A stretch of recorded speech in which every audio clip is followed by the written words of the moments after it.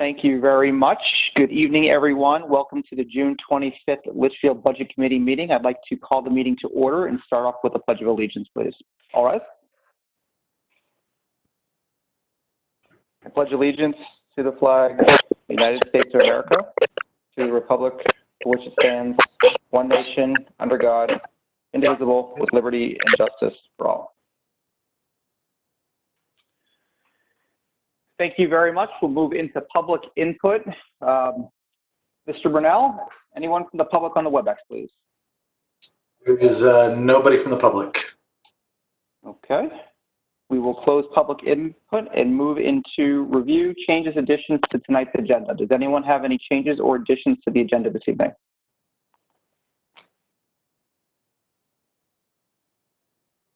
I'm seeing faces and no response.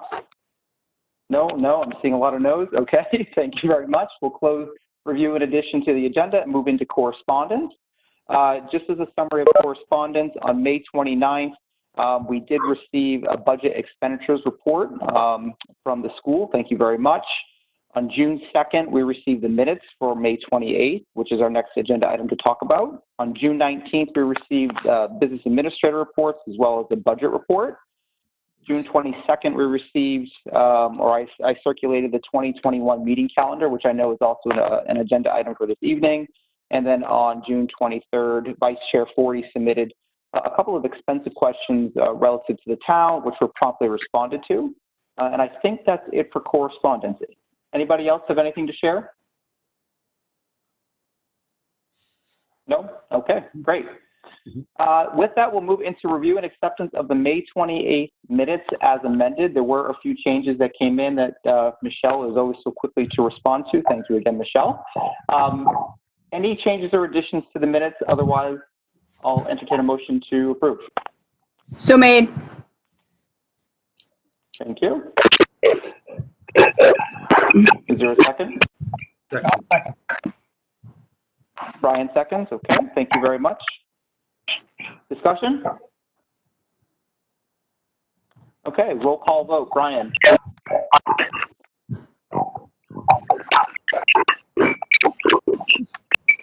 There you go. Mr. Chair, that's William's end that's doing the noise. He's got to stay muted or to go back on the phone line. Okay. Did you ask me if I approve the minutes? I do. Yes, thank you very much. Ms. Harrison? Mr. Sun? Yes. Yes. Mr. Leary? Yes. Thank you.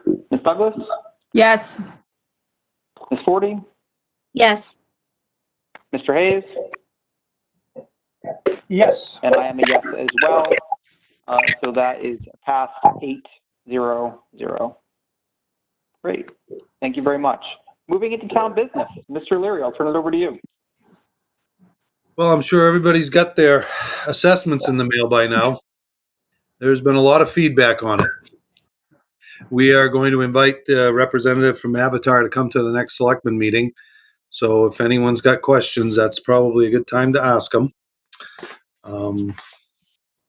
Other than that, everything's pretty cut and dry. We're narrowing down the search for the road agent. That's almost done.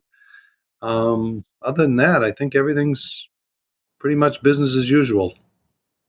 Opening up the town hall a little bit more, letting some people in, very slowly and staggered. But I think everyone's done a really nice job coping with what's gone on here, and I want to say thank you to all the town people for putting up with all of this and being very patient with us.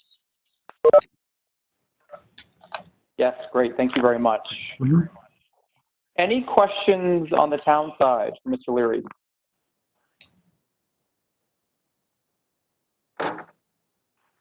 No?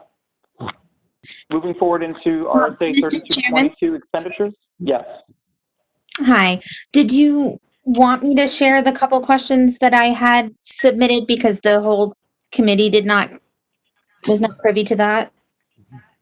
Oh, sure. Yes. And that's perfect under review of expenditures. So if you'd like to share now, that's great. Thank you very much. Oh, okay. Sorry about that. Mhm. No, and just reviewing how we get the weekly budget reports from the town, which is fantastic. Mhm. I had a couple questions, and Troy Brown and some other folks over at the town side had gotten back really quickly. Just looking at, we were getting fairly low in the remaining budget for ballots, and with 2 elections upcoming. But Troy, Mr. Brown, has assured us we're getting some funding from the state, which is great.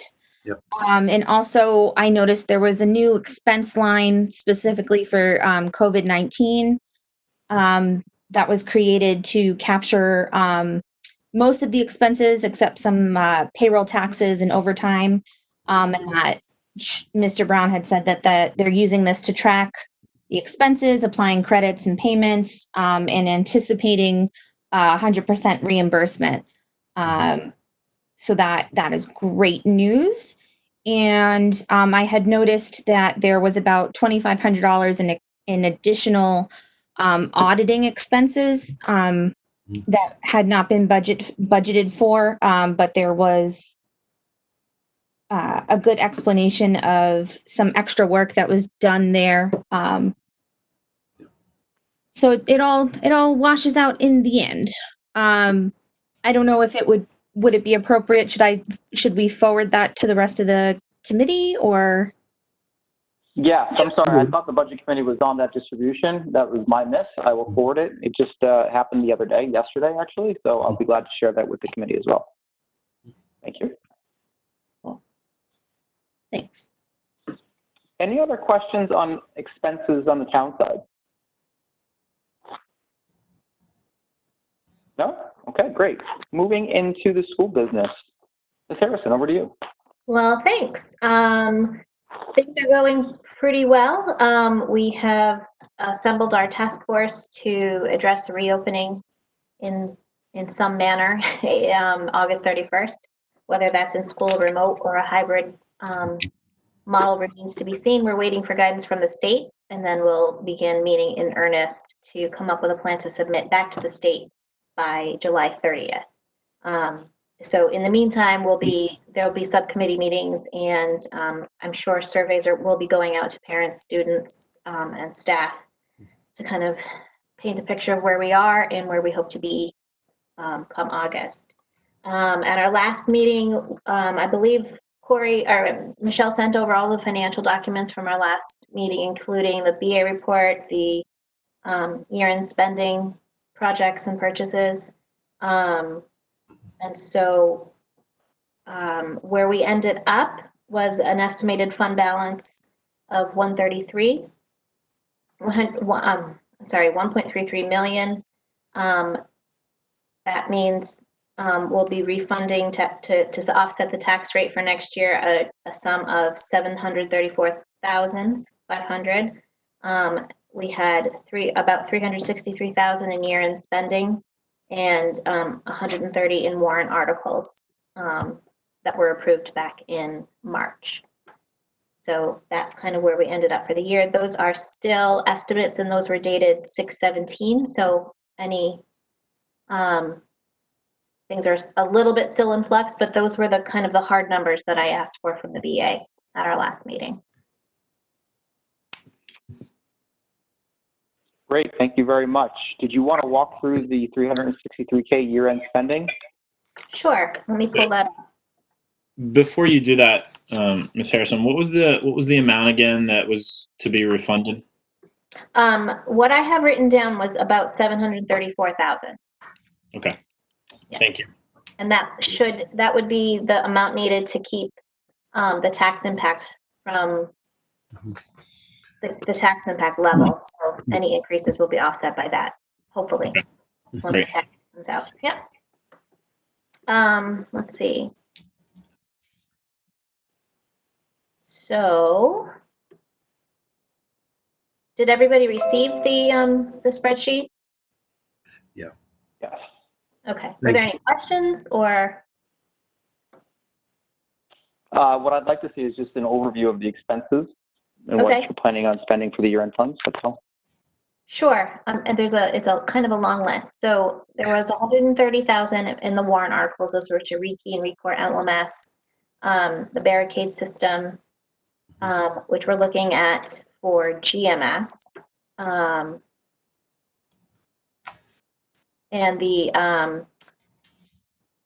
capital improvement expendable trust fund for 70,000. So the 70,000 is being utilized this summer to contract with Windy Hill Associates and with let's see, it's Dave Ely and Dick Henry is doing an energy assessment, energy improvement project. So the goal is to have that done in fiscal year 2021. So as soon as possible would be great because it would address the needs of the HVAC system at CHS and LMS. So those funds are kind of parsed aside. We have a $100,000 grant money that expires in December, and the rest of that project is estimated at $286,000. So that will come out of next year's budget, but it'll come out of the FY21 budget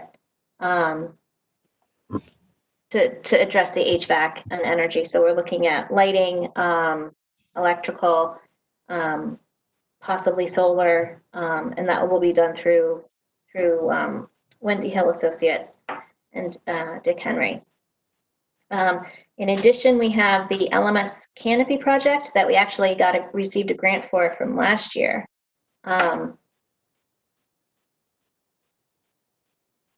And we're looking to do that, break ground this summer and finish early next school year, or before the school year begins. We have a contract with an architect for that. We have the $100,000 grant is for the LMS Canopy project. The rest of that will come out of the fund balance and possibly some of our capital reserve fund. So if you remember, that is to create an opening in the center of LMS, so people would enter directly to the main office for security reasons. So the $100,000 grant was a Homeland Security grant. So we're looking to do that and then close the side entrances next to the gym and by the cafeteria to exit onlys, so to secure the campus in a better manner. So that's the project we're looking to break ground on. The energy efficiency is still kind of up in the air as we look at recommendations for COVID. We do see that we are, our HVAC systems are not optimal at any of our 3 schools. GMS is probably the worst off. So getting those fixed at the other 2 buildings is extremely important.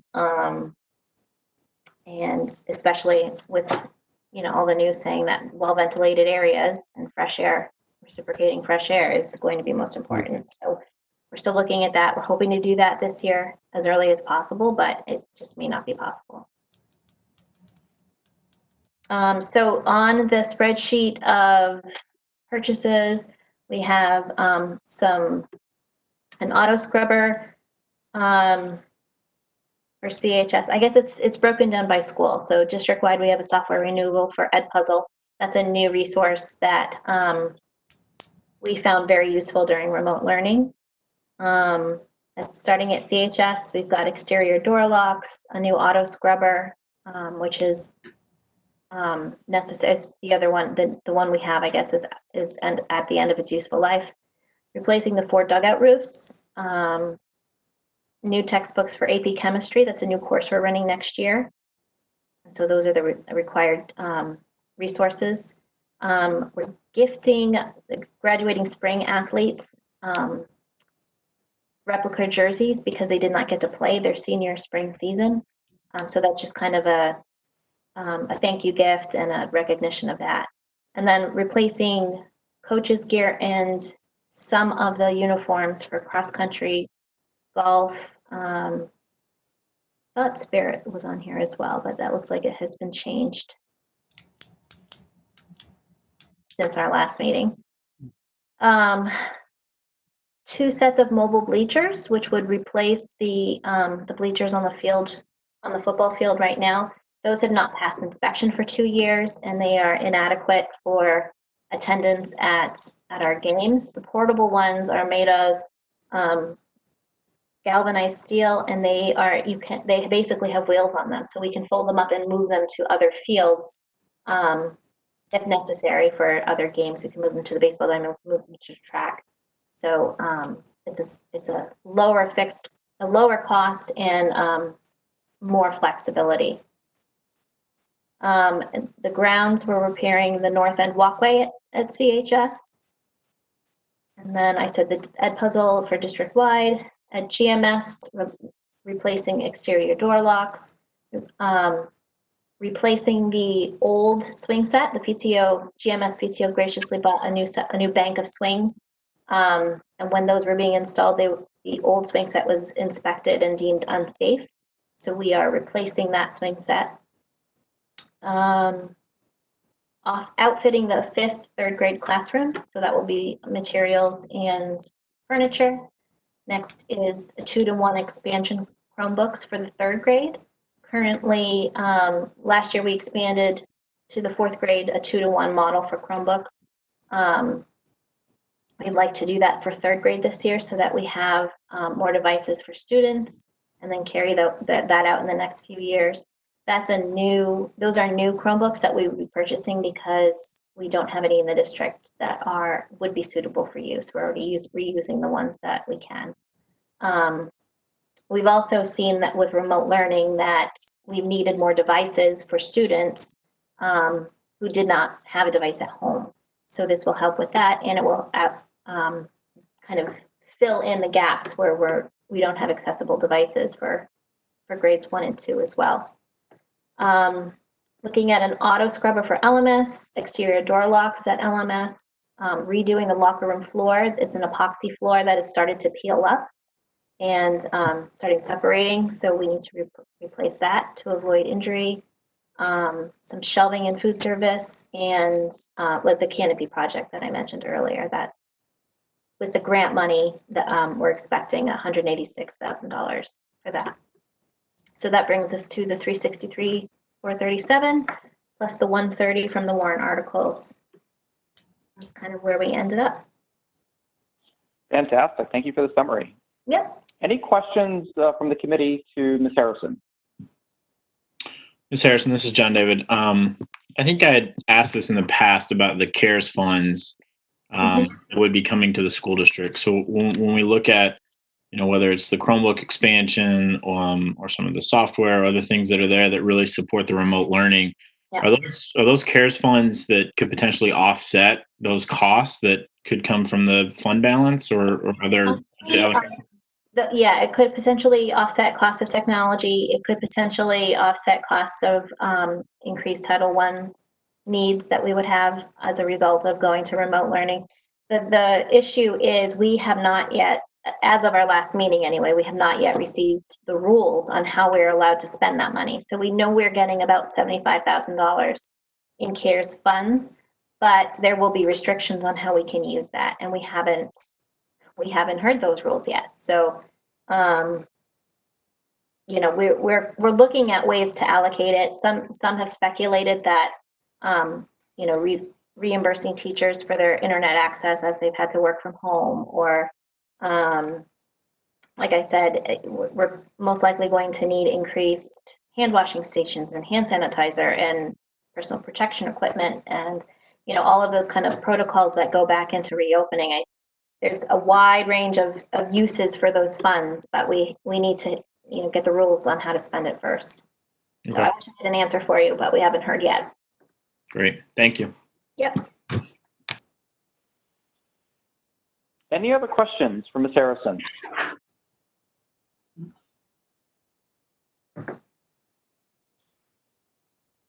No?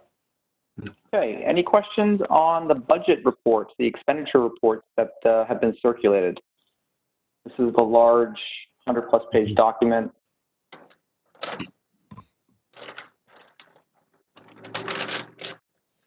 No? All good on the school expenses as well? Yeah. Okay. Moving into member input, new business. One of the things I was hoping to do this evening is get acceptance and approval of our meeting calendar finalization. I did circulate the latest version to you the other day. I will pull it up here on the screen as well. If I can get my, there we go. So hopefully you can see that. So this is the latest and greatest version of the calendar. So we have our June 25th meeting this evening. We will not meet again until August 27th at a regular scheduled meeting, and therefore pick up our cadence again in September with the weekly meetings beginning September 24th and carrying throughout. Now, as we've talked about as a committee, I've tried to limit the amount of Tuesday sessions in conjunction with the town and the school. There's only one Tuesday session that's now on this agenda, and that is for Tuesday, November 10th. I know Superintendent Jetty, Ms. Harrison, Mr. Burke, as well as I, we've been going back and forth on the November 5th and 10th dates. There's been some confusion around when the actual general election will be, which is confirmed to be Tuesday, November 3rd. So I don't think there's going to be an impact to November 5th or November 10th, but Ms. Harrison, I don't know if there's been any updates on that from your side. You're on mute. Sorry, I don't do this every day all day long. We went back and forth just because of the date of the election. I know Nikki won't be there, and I know Superintendent Jetty is the moderator in Webster, so he wouldn't be able to make a budget review that evening. But since the election's on the 3rd, I don't see any problem with the 10th. Okay, great. So we'll keep it as written. Obviously, as we get closer to these dates, there is a disclaimer down here at the bottom, right, where we reserve the right to make changes. The only request that we had was the date of the budget hearing. We would really prefer it to be on January 14th. I know I'm kind of jumping ahead. Yep. But that would be. So let's go through this, right? Preference. So we're going to do the joint budget review sessions early November, and then from there we're going to get into the budget reviews and actual discussions as a committee on November 12th, again on Thursday the 19th, with the voting to proceed in early December, right? Working back from the date of March 9th is when some of these dates have been entered. There's been no formal dates that have been provided from the state at this point. However, we can look back at history and kind of make a best guess, right? And so there's a big question mark here, and we've been having some debate between myself as well as the school, right, on when we should effectively have the budget hearing. Historically, our committee has had this on Thursdays, right, which would be January 14th. This is the will of the committee, right? The reason why I'm throwing out a date of the 16th is because I want to make sure that we're giving enough time to go through everything that's in the Capital Improvement Planning Committee files and materials. I don't know what those are yet, right? But I believe shoving this into a Thursday night in a matter of an hour or two may not be well received by the community, right? And I want to make sure that we as a committee discuss that. And if you prefer the Thursday the 14th, fine. If you think that we're going to be pressed for time on the 14th because of what may come out of the Capital Improvement Committee, then I'm going to potentially have it on the 16th. So what are the committee thoughts?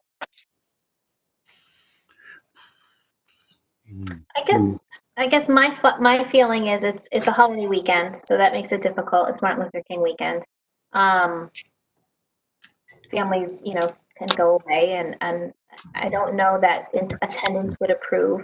If it's a matter of discussing the capital improvement plans, I'm not sure what the goal of that is. Are you talking just about any warrant articles that would be on the ballot, or well, again, we don't know what that is yet, right? So yeah, that's exactly what it is. Is anything that's approved by the respective boards that would ultimately come to the budget committee and to the voters.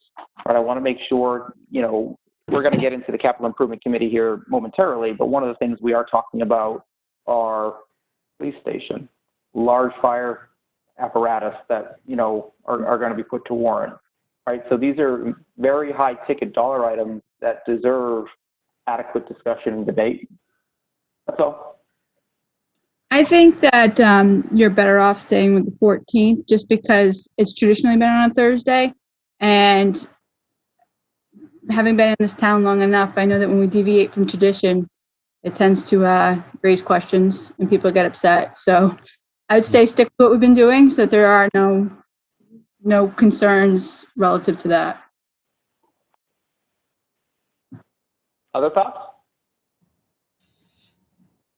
Yeah, there's a lot of possibilities with the capital improvement, but we don't know. We won't know anything until it gets closer. So maybe we just hold the 14th for now, and then we can always adjust it later, right? Yep, absolutely.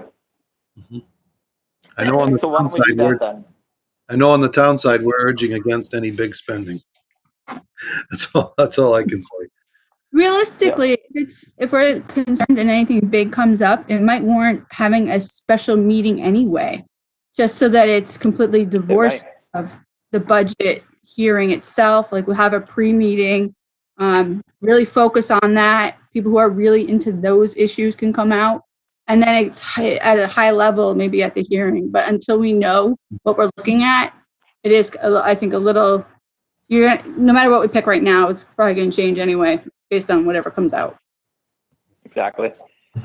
All right, then why don't we do that then? I think what I'm hearing and seeing on the WebEx here is, people are more receptive to the 14th as is. Of course, if we need to make a game day change, we will certainly evaluate it at that point in time. Does that work?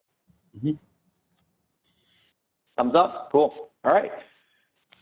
Perfect. So with that, then moving back to our agenda here, bylaws adoption. So one item around the meeting calendar, and just, I don't know if this is a question for Mr. Brunel or just something for us to consider, but as we think about some of the town hearings or opportunities for people from town to attend and listen and provide input, not knowing what that's going to look like in the winter or the spring, we want to make sure that we're well prepared to host some of those virtually and provide opportunities for people to have their voices heard. So I don't know if our current infrastructure or WebEx settings systems accommodate, large groups and what those limitations may be. But I think it's something we need to plan and prepare for. That if we get to that point and we're still in a situation where we're having to do things virtually, or people simply aren't comfortable, from a face-to-face environment, that we provide those types of opportunities. So just something for us to think point. Yeah, that is a good point.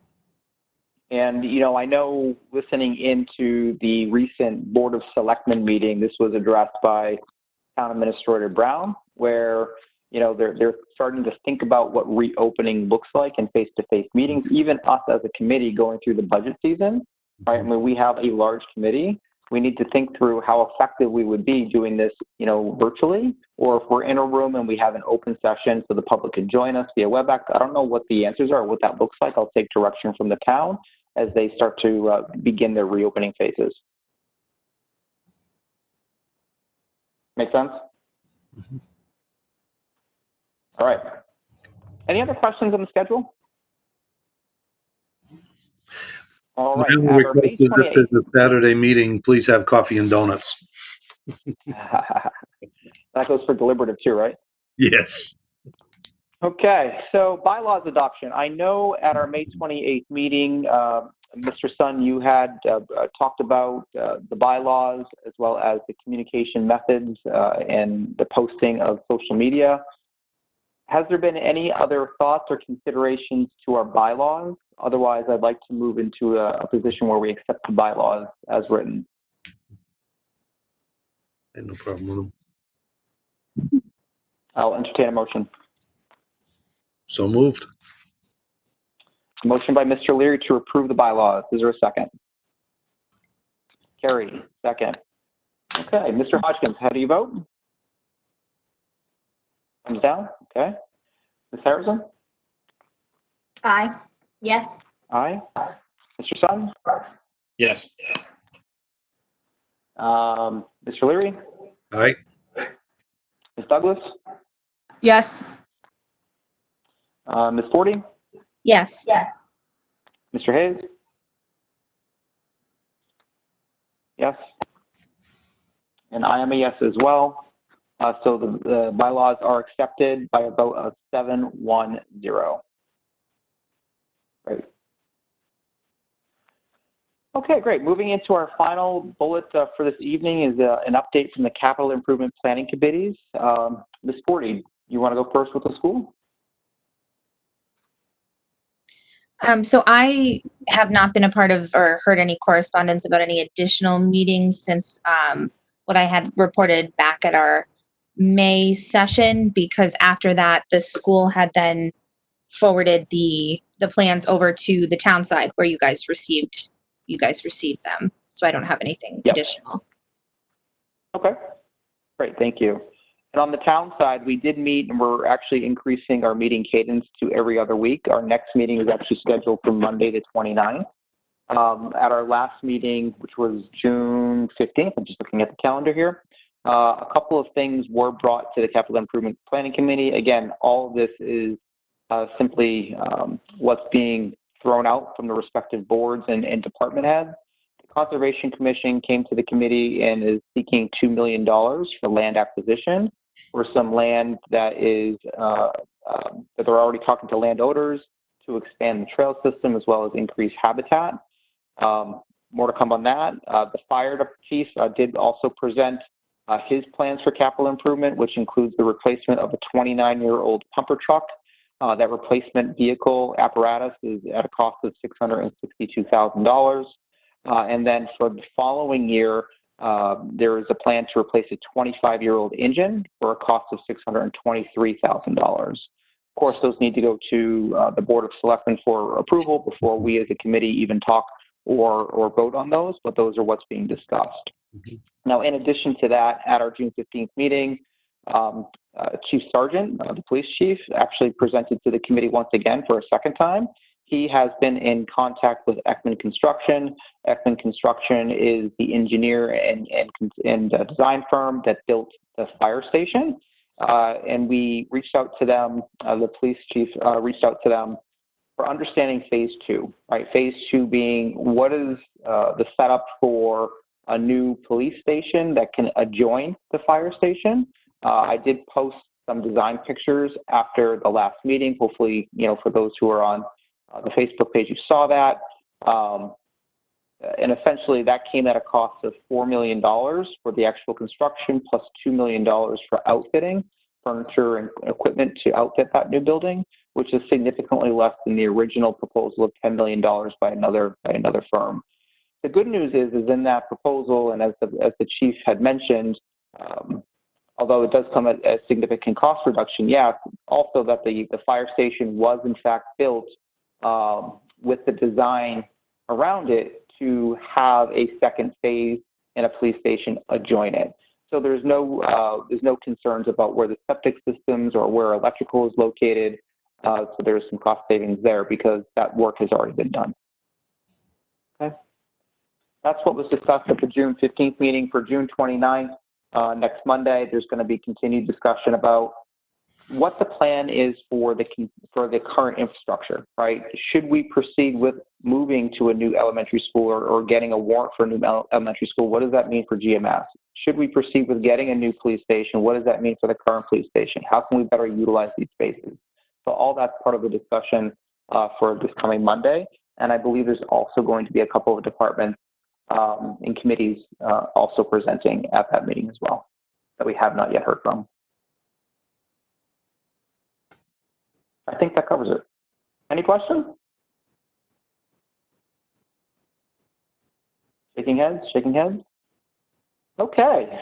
Anything else for member input or new business that we should discuss as a committee? No. All right, we'll move into public input.